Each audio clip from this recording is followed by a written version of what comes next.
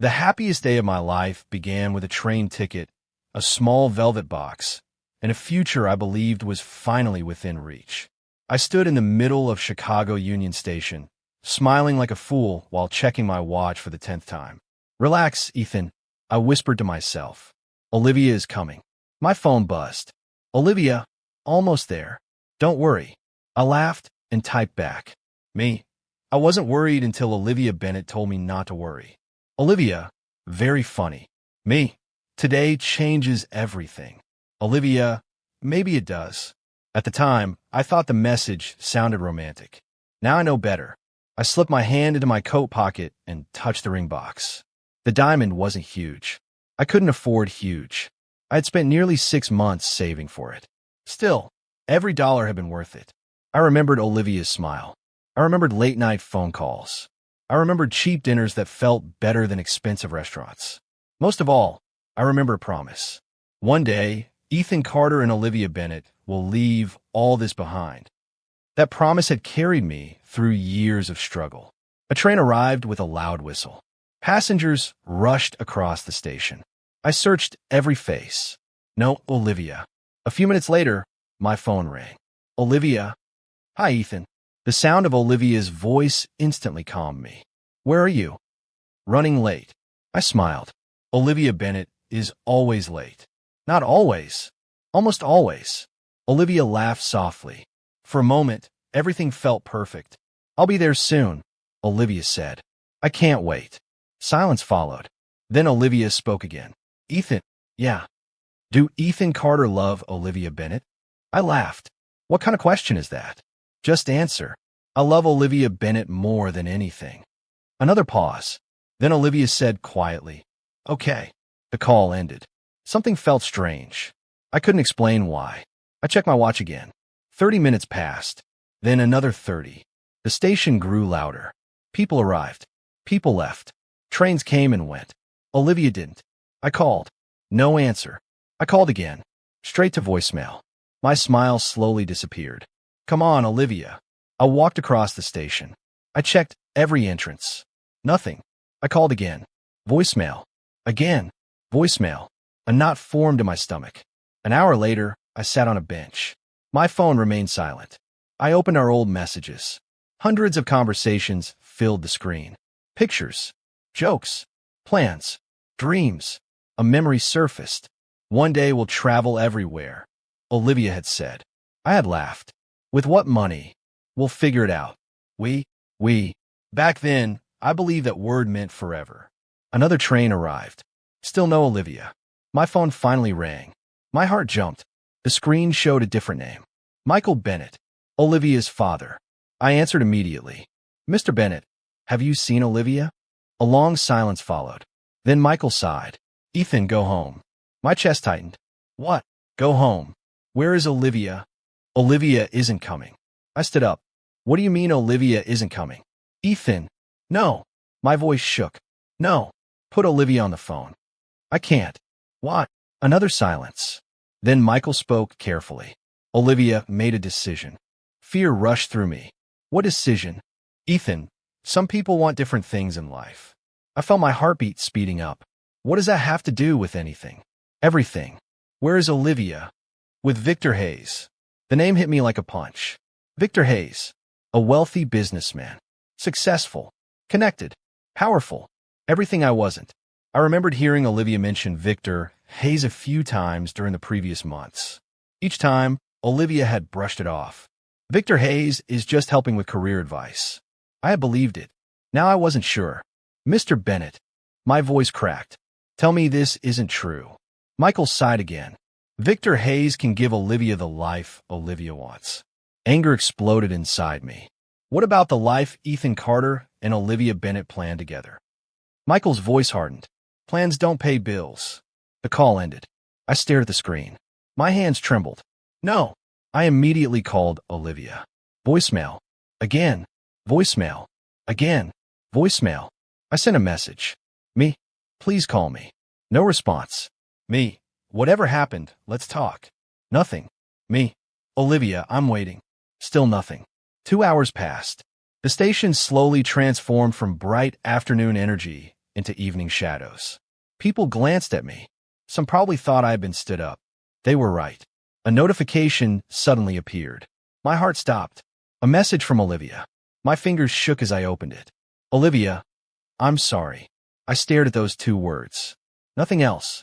Just 2 words. I typed immediately. Me. Sorry for what? No reply. Me, talk to me. Nothing. Me. After everything? Silence. Me. Was any of it real? Still nothing. I felt humiliated, angry, confused, broken.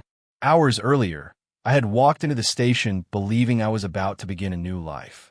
Now every dream felt shattered. The ring box remained in my pocket. Suddenly it felt heavier than stone.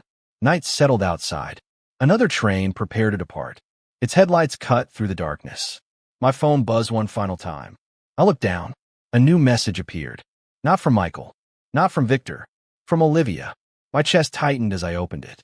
The words felt colder than winter. Please don't look for Olivia Bennett. Olivia Bennett made a choice. I read the message again. Then again. And again. The train slowly pulled away from the platform. I sat alone on the bench and watched the lights disappear into the darkness. For the first time in my life, I felt completely abandoned. The train vanished. My future vanished with it. And the old Ethan Carter disappeared that night too. The message from Olivia Bennett stayed on my phone for months. Please don't look for Olivia Bennett. Olivia Bennett made a choice. I read those words every day. I hated them. I hated myself for reading them. Most of all, I hated the hope that Olivia Bennett might change that choice. The weeks after the train station felt like a slow collapse. I stopped answering calls. I stopped meeting friends. I stopped planning for the future. One afternoon, my phone rang again. The screen showed Grace Carter. I almost ignored it. Instead, I answered. Grace Carter. Finally. I'm busy. No, Ethan Carter is hiding. I sighed. What do you want?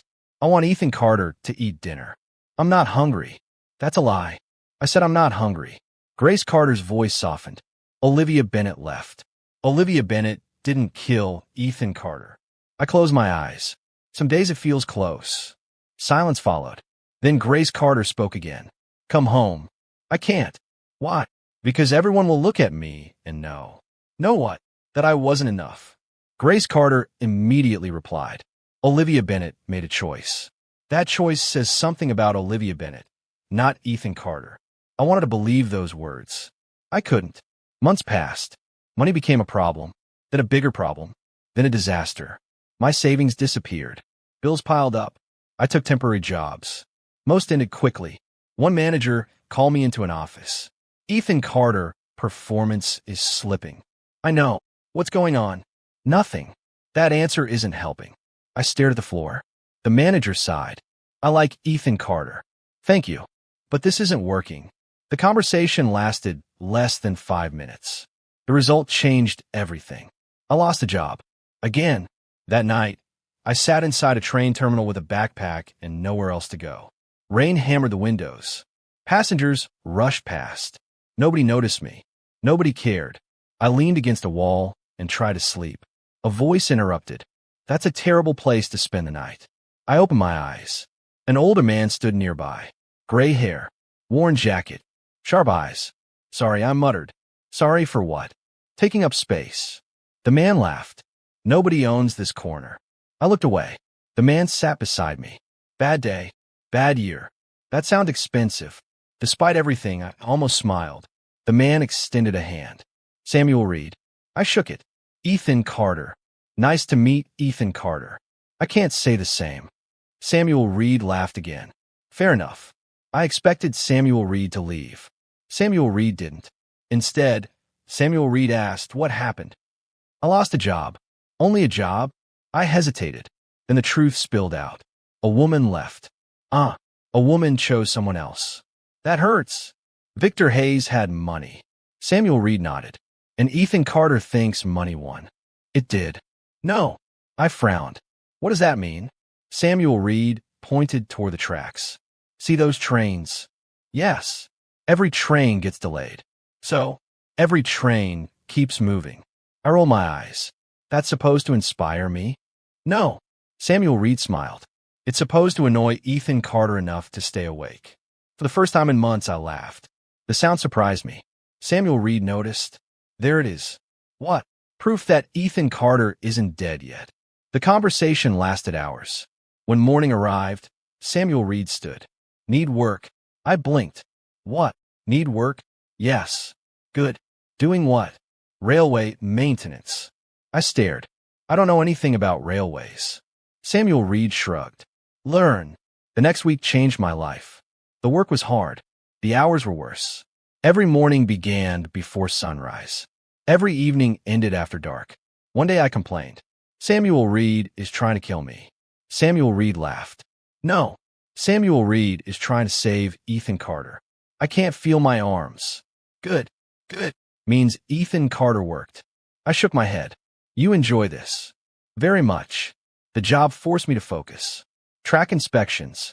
Equipment checks. Repair schedules. Safety reports. Little by little, my thoughts changed. Not completely. Olivia Bennett still haunted me.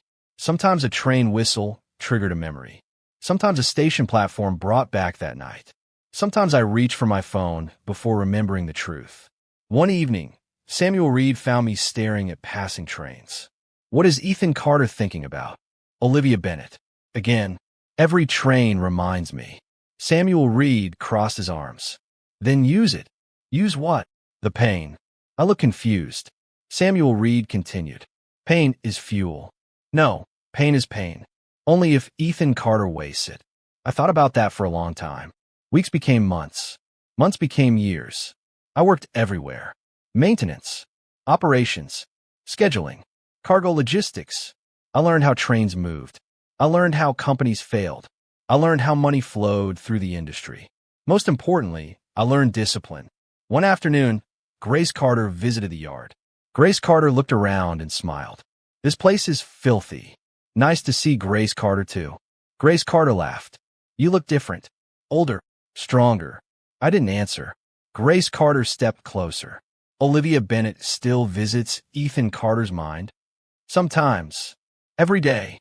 I hesitated. Not every day. Grace Carter smiled. That's progress.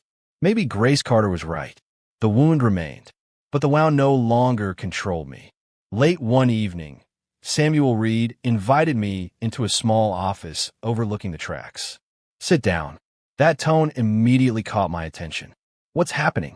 Samuel Reed opened a folder. Several papers sat inside. Financial reports. Maps. Ownership records. I frowned. What is this? Samuel Reed leaned back. A chance. For what? Samuel Reed tapped the folder. A small railway company is about to be sold. I laughed. Why tell Ethan Carter? Because Ethan Carter understands railways now. Understanding railways and buying a company aren't the same thing. Samuel Reed smiled. Exactly. I stared at the documents. My pulse quickened. For the first time since Olivia Bennett left, I felt something unexpected. Not anger. Not sadness. Opportunity.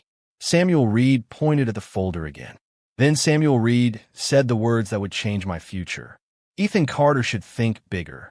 I stared at the folder Samuel Reed had placed in front of me. A railway company? I asked. Samuel Reed nodded. A small one. I can barely pay my bills. Good. I frowned. How was that good? People with nothing left to lose sometimes take the biggest steps. I opened the folder. The company was called Iron Route Logistics. The numbers were ugly. Debt. Declining contracts. A shrinking customer base. Everything about the business screamed failure. I looked up. Why would anyone buy this? Samuel Reed smiled. Because everyone else sees failure. And Samuel Reed sees what? Potential. I spent the next 3 weeks studying every page. Every night, I sat at a small table in my apartment. Every morning, I went to work before sunrise. One evening, Grace Carter stopped by. Grace Carter looked at the stacks of papers. What happened here? I might buy a company. Grace Carter blinked. What? I know it sounds crazy. It sounds completely insane. I laughed. That's what I thought. Grace Carter sat across from me. Can Ethan Carter actually do this? I don't know. Do Ethan Carter want? I looked at the folder. For the first time in years, I felt excited about something. Yes. Then do it. What if I fail? Grace Carter smiled. Ethan Carter survived Olivia Bennett. I laughed. That's a low standard. No. Grace Carter pointed at me. That's proof. The next month became a blur. Loans, meetings, paperwork, risk. Every dollar I had disappeared into the deal. The day I signed the documents, my hands shook. The seller noticed. Nervous? A little. A lot. A lot. The seller laughed. Congratulations. I signed anyway. The moment the pen left the paper, Iron Route Logistics became my responsibility. And my problem? The first week nearly broke me. The office had old furniture. The computers barely worked. Employees looked exhausted. One supervisor approached me. Are you the new owner? Yes. The supervisor looked surprised. You seem young. I hear that often. The supervisor crossed his arms. Most people think this company will be gone within a year. Thank you for the encouragement. I'm serious. So am I. The supervisor studied me. Then good luck. I quickly learned that owning a company and running a company were completely different things. Every day brought a new crisis. A broken shipment, a missed deadline, an angry customer, a budget problem. One night, I remained in the office until midnight. Financial reports covered my desk. My phone rang. Samuel Reed. Still working? Unfortunately. Good. I laughed. Samuel Reed enjoys my suffering. Only productive suffering. I'm drowning. No. Samuel Reed paused. Ethan Carter is learning. The next morning, I met someone who would change everything. The receptionist pointed toward a conference room. A lawyer is waiting. A lawyer? Emma Brooks. I entered the room. A woman sat at the table reviewing documents. Emma Brooks looked up. You must be Ethan Carter. That's me. Emma Brooks extended a hand. Emma Brooks. I shook it. Nice to meet Emma Brooks. I've reviewed the company's contracts. The serious tone worried me. How bad is it? Emma Brooks closed a folder. Worse than expected. I sighed. Wonderful. But fixable. That word caught my attention. Fixable. Emma Brooks nodded. Several agreements need restructuring. Can Emma Brooks help? That's why Emma Brooks is here. Over the next few months, Emma Brooks became one of my most trusted advisors. Every problem seemed smaller when Emma Brooks handled it. One afternoon, I entered Emma Brooks's office carrying another stack of documents. More trouble. Emma Brooks glanced up. That sentence describes most of my work. I laughed. Fair. Emma Brooks opened the file. We can solve this. Emma Brooks always says that. Because panic rarely helps. I smiled. That's probably true. A few weeks later, Emma Brooks introduced another important person. Ethan Carter should meet Daniel Brooks. A man entered the room carrying a laptop. Daniel Brooks smiled. Emma Brooks said Iron Route Logistics needs help. Iron Route Logistics needs a miracle. Daniel Brooks laughed. Good. Financial strategy is cheaper than miracles. Within minutes, Daniel Brooks identified problems I had completely missed. Unnecessary expenses. Weak pricing models. Missed growth opportunities. I sat back in amazement. How did Daniel Brooks find all that so quickly? Daniel Brooks grinned. I enjoy numbers. Emma Brooks rolled her eyes. That's an understatement. The three of us began working together almost every day. Slowly, things improved. Customers returned. Revenue increased. Employees became optimistic. For the first time, I noticed something unexpected. People respected me. One morning, a manager stopped me in the hallway. Ethan Carter. What's up? The team appreciates the changes. I smiled. Really? Really? Those simple words stayed with me all day. Years earlier, I had stood alone in a train station feeling worthless. Now people depended on me. The difference felt unbelievable. Late one evening, Daniel Brooks entered my office. Look at this. Daniel Brooks handed me a report. I scanned the numbers. Then I looked again. Then a third time. No way. Daniel Brooks grinned. Way. We're profitable. Very profitable. I leaned back in my chair. For several seconds, I couldn't speak. The moment felt unreal. Emma Brooks walked in carrying coffee. What happened? Daniel Brooks pointed at the report. Emma Brooks read it. Then Emma Brooks smiled. We did it. I shook my head. No. I looked at both of them. We did it. That night, I stood outside the office building and watched trains move through the city. For years, Trains had reminded me of loss. Now they reminded me of progress. For the first time since Olivia Bennett left, hope felt stronger than pain. 3 months later, Iron Route Logistics attracted attention from larger companies. Investors requested meetings. Industry leaders suddenly wanted introductions. One invitation stood out: a major transportation conference. Emma Brooks looked excited. "This is big." Daniel Brooks nodded. "Very big." I adjusted my tie. "Let's hope nobody notices I'm still figuring things out." Daniel Brooks laughed. Everyone is still figuring things out. The conference hall overflowed with executives. Money, influence, power. Everything I once thought belonged to other people. During a networking session, I discussed expansion plans with several investors. One investor smiled. "Impressive growth." "Thank you. I've heard good things about Ethan Carter." The compliment felt strange. Then the room suddenly became quiet. Conversation slowed. Several people turned toward the entrance. I followed their gaze. A familiar face walked into the room. My stomach tightened instantly. Victor Hayes, the same man who had taken Olivia Bennett from my future. Victor Hayes moved through the crowd confidently. Then Victor Hayes stopped. The eyes locked onto me. For a long moment, neither of us spoke. Finally, Victor Hayes smiled. A cold smile. A dangerous smile. Victor Hayes stepped closer. Then Victor Hayes said the words that froze the room around me. "Interesting. Ethan Carter survived." Interesting. Ethan Carter survived. The words followed me long after the conference ended.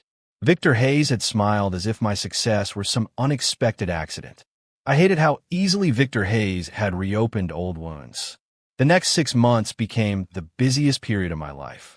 Iron Route Logistics expanded into new states. New contracts arrived every week. Industry magazines requested interviews. Television networks called. One reporter asked, "What's the secret behind this growth?" I smiled. "Good people. Hard work. A lot of mistakes." The reporter laughed. "That answer sounds too simple." "It isn't." The attention felt strange. For years, nobody had cared whether I succeeded or failed. Now, people wanted my opinion. My schedule became packed. One morning, I arrived at headquarters before sunrise. The lobby was unusually quiet. The receptionist looked nervous. "Everything okay?" The receptionist hesitated. "Someone is waiting." "For me?" "Yes." "Who?" The receptionist looked toward the glass entrance. I followed the gaze. My heart stopped. Olivia Bennett stood outside. For a moment, I thought I was imagining things. The expensive confidence I remembered was gone. The bright smile was gone. Even the way Olivia Bennett stood looked different. Tired, defeated, lost. The receptionist spoke softly. "Should I ask Olivia Bennett to leave?" I stared through the glass. 1,000 memories rushed back. The train station, the ring, the message, the silence. I took a slow breath. "No." I walked toward the entrance. The moment Olivia Bennett saw me, tears appeared. Neither of us spoke immediately. Finally, I broke the silence. "Why are you here?" Olivia Bennett lowered the eyes. "I need to talk." "I don't." "I know." "Then why come?" Olivia Bennett swallowed hard. "Because I owe Ethan Carter the truth." I looked away. Part of me wanted to leave. Part of me wanted answers. I pointed toward a nearby conference room. 10 minutes. Olivia Bennett nodded. Inside the room, silence filled the space between us. I sat across from Olivia Bennett. The old version of me would have been overwhelmed. The new version watched carefully. Finally, Olivia Bennett spoke. "I've rehearsed this conversation for months." "Then start talking." Tears rolled down Olivia Bennett's face. "I'm sorry." I laughed bitterly. "That's familiar. I deserve that." "Yes." Olivia Bennett looked down. "I ruined everything." "You did." Another silence followed. Then Olivia Bennett whispered, "Leaving Ethan Carter was the biggest mistake of my life." The words hit harder than I expected. For years, I had imagined hearing them. Now they felt empty. I crossed my arms. "What happened?" Olivia Bennett looked exhausted. "Victor Hayes happened." I waited. At first, Olivia Bennett struggled to speak. Then the story began. Victor Hayes promised security. "I know." Victor Hayes promised opportunity. "I know." Victor Hayes promised happiness. I looked directly at Olivia Bennett, and tears returned. Victor Hayes lied. I remained silent. At first, everything looked perfect. Of course. The house, the cars, the money. Olivia Bennet nodded. All of it. Then what changed? A sad laugh escaped. Nothing changed. I frowned. What does that mean?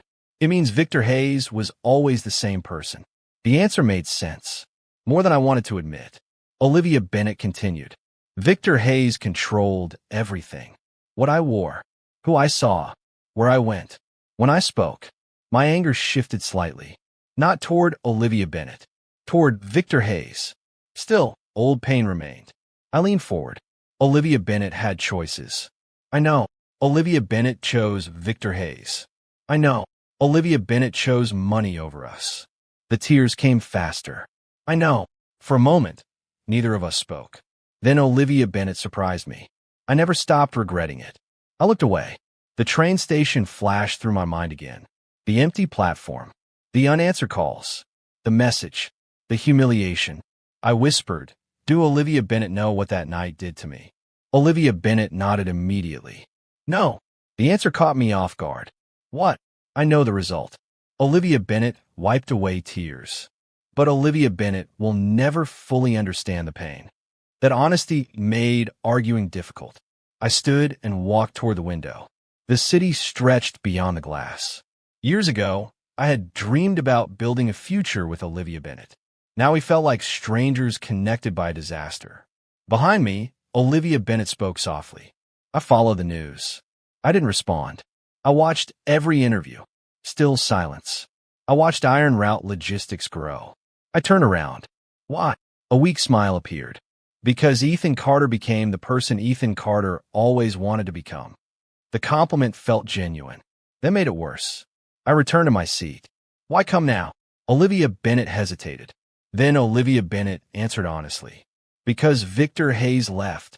What? Victor Hayes got bored. The words sounded cold. Just like that. Just like that. I shook my head. Years of choices reduced to one sentence. Olivia Bennet laughed bitterly. The irony isn't lost on me. What irony? Olivia Bennet abandoned someone who loved Olivia Bennet. The room grew quiet. Then Olivia Bennet whispered, later, Victor Hayes abandoned Olivia Bennet. For the first time, I saw real regret. Not regret for losing comfort. Not regret for losing money. Regret for losing something irreplaceable. The realization hurt more than I expected. I wanted to hate Olivia Bennet. Hatred would have been easier. Instead, I felt something complicated. Anger, sadness, pity, old love, new distance. Everything mixed together. Olivia Bennet looked directly at me. Can Ethan Carter forgive Olivia Bennet? I immediately answered, I don't know. The truth surprised both of us. I expected certainty. Instead, I felt conflict. The wound had healed, but the scar remained. Olivia Bennet nodded slowly. That's fair. Another long silence followed. Then Olivia Bennet reached into a bag. My attention sharpened. Several documents appeared. What are those? Olivia Bennet placed them on the table. Evidence. Evidence of what? The expression on Olivia Bennet's face changed. Suddenly the sadness became anger. Real anger. The kind built over years. I frowned. What happened? Olivia Bennet pushed the documents toward me. Victor Hayes lied about more than relationships. I opened the first page. Financial records. Emails. Contracts. None of it made sense yet. I looked up. Explain. Olivia Bennet took a deep breath. Then Olivia Bennet revealed the sentence that changed everything. Victor Hayes didn't just steal Olivia Bennet. My pulse quickened. Olivia Bennet pointed at the documents. Then Olivia Bennet finished the sentence. Victor Hayes also destroyed Ethan Carter's first business opportunity years ago. Victor Hayes also destroyed Ethan Carter's first business opportunity years ago. I stared at Olivia Bennet. The words didn't make sense. What? Olivia Bennet pushed the documents closer. Read them. I opened the first file. Emails. Financial transfers. Internal reports. The deeper I looked, the harder my pulse pounded. I looked up. Is this real? Olivia Bennet nodded. Every page. How did Olivia Bennet get this? Years of living around Victor Hayes. I flipped through another document. A familiar company name appeared. The small transportation startup I tried to join years before meeting Samuel Reed. The opportunity that mysteriously disappeared. The opportunity one had always blamed on bad luck. My jaw tightened. Victor Hayes did this. Yes. Why? Olivia Bennett looked exhausted. Because Victor Hayes viewed Ethan Carter as a threat. I laughed bitterly. A threat. Victor Hayes heard people talking about Ethan Carter. That makes no sense. It made sense to Victor Hayes. I sat back. For years, I believed my failures came from weakness. Now I was learning that some failures have been carefully arranged. I immediately called Emma Brooks. Emma Brooks, I need help. The tone of my voice must have revealed everything. What happened? I'll explain in person. An hour later, Emma Brooks and Daniel Brooks sat across from me. The conference room felt tense. I slid the documents across the table. Emma Brooks began reading. Daniel Brooks followed. 10 minutes passed in silence. Finally, Emma Brooks looked up. This is serious. Daniel Brooks nodded. Very serious. I crossed my arms. Can we prove it? Emma Brooks pointed at several pages. If these records are authentic, absolutely. Daniel Brooks leaned forward. Where did this come from? I glanced toward Olivia Bennett. Olivia Bennett answered. From Victor Hayes's private records. Daniel Brooks whistled softly. Victor Hayes is going to have a very bad year. Over the next several weeks, everything accelerated. Emma Brooks worked with investigators. Daniel Brooks followed financial trails. I spent most days in meetings. One evening I walked into Emma Brooks's office. Any news? Emma Brooks looked up from a stack of files. More than news. My stomach tightened. What did Emma Brooks find? Emma Brooks handed me a report. Fraud. I stared. How much? A lot. Daniel Brooks entered carrying another folder. Add tax violations. I shook my head. Anything else? Daniel Brooks laughed without humor. Unfortunately, yes. Every new document revealed another problem. Shell companies. False invoices. Hidden accounts. Illegal payments. The empire that once looked untouchable suddenly looked rotten. One afternoon, Emma Brooks called me. Ethan Carter should turn on the television. I grabbed the remote. Every major news network carried the same story. Federal investigators had launched an official inquiry into Victor Hayes' businesses.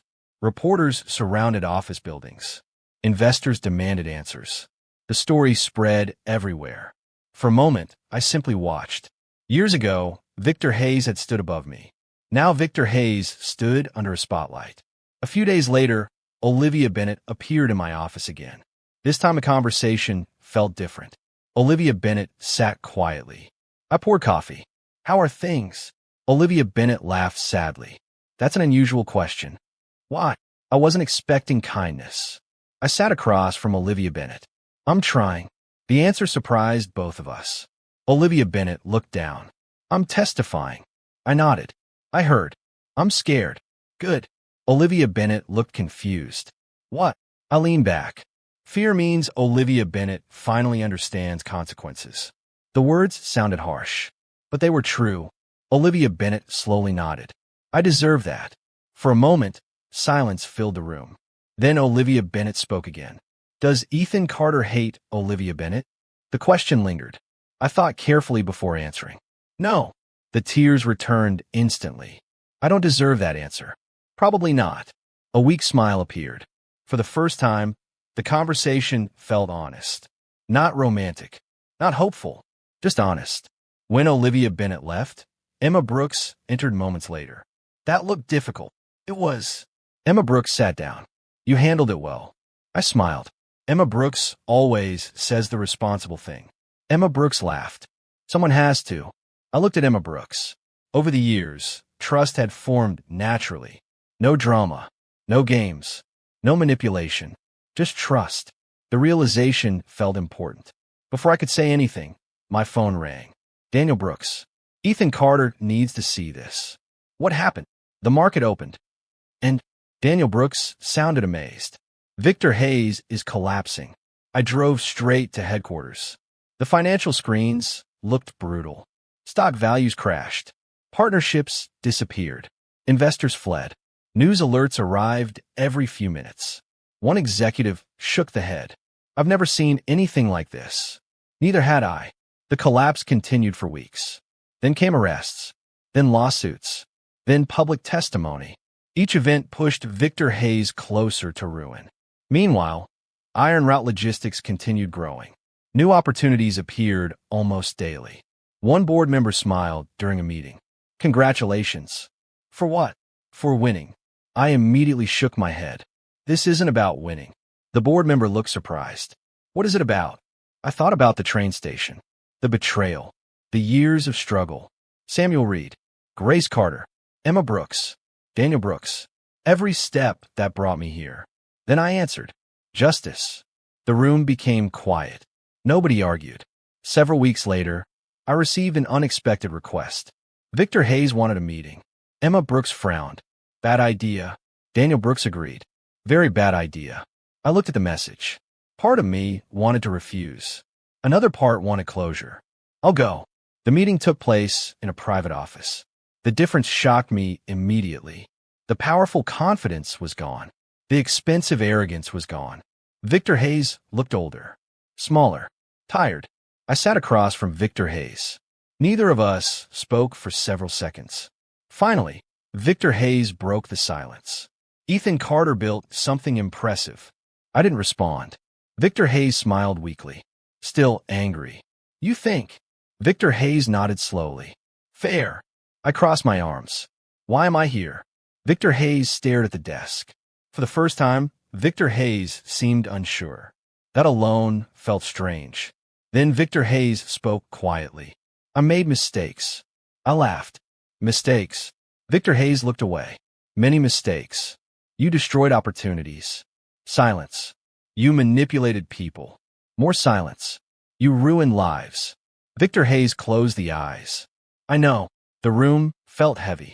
For years, I imagined this moment. Victory should have felt satisfying. Instead, I mostly felt tired. Victor Hayes finally looked at me again. The confidence was completely gone now. Only desperation remained. Then Victor Hayes said something I never expected to hear. Please. I stared. Victor Hayes swallowed hard. Please help. The words hung in the air. The powerful man who once controlled everything now looked broken. Victor Hayes leaned forward. Then Victor Hayes said the sentence that changed the entire battle. Victor Hayes lost everything. Ethan Carter, please show mercy. Victor Hayes lost everything. Ethan Carter, please show mercy. Those words stayed with me for months. In the end, I didn't decide Victor Hayes' future. The courts did. The investigators did. The evidence did. Justice moved forward without my help. For the first time in years, I understood something important. Revenge and justice were not the same thing. One morning, Emma Brooks entered my office carrying a folder. I have news. I looked up. Good news. The best kind. Emma Brooks handed me the documents. I opened them slowly. Then I froze. What is this? Emma Brooks smiled. A completed acquisition agreement. My pulse quickened. I read the first page again, then a third time, then a fourth. Finally, I looked at Emma Brooks. Is this real? It is. I laughed. You're serious. Completely serious. I stared at the documents. Years of work. Years of sacrifice. Years of pain. Everything had led to this moment. The largest railway company in the country was becoming mine. For several seconds, I couldn't speak. Emma Brooks watched quietly. Then Emma Brooks asked, how does it feel? I leaned back. Impossible. Emma Brooks smiled. Not impossible. Then unreal. Il l'accepte unreal. I laughed. So will I. The signing ceremony was scheduled 3 weeks later. When I learned the location, I almost canceled. Not because of the business deal. Because of the station. The same station. The same platform. The same place where Olivia Bennet had disappeared from my future. Life had a strange sense of humor. A few days before the ceremony, Samuel Reed visited headquarters. Samuel Reed entered my office carrying coffee. I heard the news. I smiled. News travels fast. Samuel Reed sat down. Not fast enough. I laughed. Samuel Reed knew before everyone else. Of course. I shook my head. You still take credit for everything. Samuel Reed pointed at me. Someone had to tell Ethan Carter to think bigger. The memory made me smile. Years earlier, I had been sleeping in a terminal. Now I was preparing to buy an industry giant. Samuel Reed looked proud. That expression meant more to me than any business award. "You did it," Samuel Reed said. "We did it." Samuel Reed nodded. Fair answer. The morning of the ceremony arrived. Reporters filled the station. Executives moved through the building. Cameras flashed everywhere. Despite the excitement, my attention remained fixed on one place. The bench. The same bench where I had sat years ago. I walked toward it. The memories returned instantly. The ring, the waiting, the messages, the heartbreak. A voice interrupted my thoughts. Ethan Carter. I turned. Olivia Bennett stood nearby. For a moment, neither of us spoke. Then Olivia Bennett smiled sadly. "Beautiful day." "It is." Olivia Bennett looked around the station. "I almost didn't come." "Why?" "Because this place reminds Olivia Bennett of failure." I nodded slowly. "I understand." The honesty surprised both of us. Olivia Bennett took a deep breath. "I wanted one last conversation." I stayed silent. "I don't want another chance." I listened. "I don't expect forgiveness." Still silence. "I just want to say something." I nodded. "Go ahead." Tears appeared in Olivia Bennett's eyes. "I'm sorry." The words sounded different this time. Not desperate. Not hopeful. Just sincere. Olivia Bennett continued. "I hurt Ethan Carter. Yes. I destroyed something valuable. Yes. I'll regret that forever." I believed it. That realization brought an unexpected calm. Olivia Bennett wiped away tears. "Thank you." I frowned. "For what?" "For not becoming cruel." The answer stayed with me. Years ago, anger controlled my life. Now anger felt distant. Not gone, just powerless. I smiled slightly. Life taught some difficult lessons. Olivia Bennett nodded. Life taught Olivia Bennett too. For a moment, we simply stood there, not as lovers, not as enemies, just two people shaped by consequences. Finally, Olivia Bennett extended a hand. I shook it. Then Olivia Bennett walked away. No dramatic goodbye. No promises. No second chances. Just closure. A few minutes later, Emma Brooks approached. "Everything okay?" I looked toward the crowd. "Yes." Emma Brooks studied my face. "Really? Really?" Emma Brooks smiled. "Good."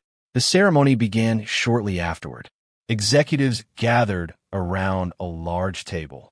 Lawyers reviewed final documents. Reporters prepared questions. One executive pointed toward the contract. "Ready?" I picked up the pen. The moment felt strangely familiar. Years earlier, I had carried an engagement ring into this station. Today I carried something different. Not a promise from another person. A promise to myself. I signed. Applause filled the room. Cameras flashed. People shook my hand. Someone handed me a microphone. A reporter immediately asked, "What does this moment mean to Ethan Carter?" I looked around the station. Every memory seemed alive. The broken version of me. The determined version. The exhausted version. The successful version. All of them had led here. Before answering, I noticed several familiar faces. Grace Carter stood near the front. Samuel Reed stood beside Grace Carter. Emma Brooks stood only a few feet away. The people who mattered most were here. Not Victor Hayes. Not old regrets. Not lost dreams. The people who helped me build a future. The reporter asked again, "What does this moment mean?" I raised a microphone. Then I spoke from the heart. Years ago, Ethan Carter sat alone on this platform believing life was over. The station became completely quiet. I continued. Today, Ethan Carter owns the tracks, the trains, and the future. I glanced toward the platform. The same platform that once felt like the end of everything. Olivia Bennett took away one dream. But life gave Ethan Carter something greater. The chance to become the person Ethan Carter was always meant to be. For several seconds, nobody spoke. Then applause filled the station.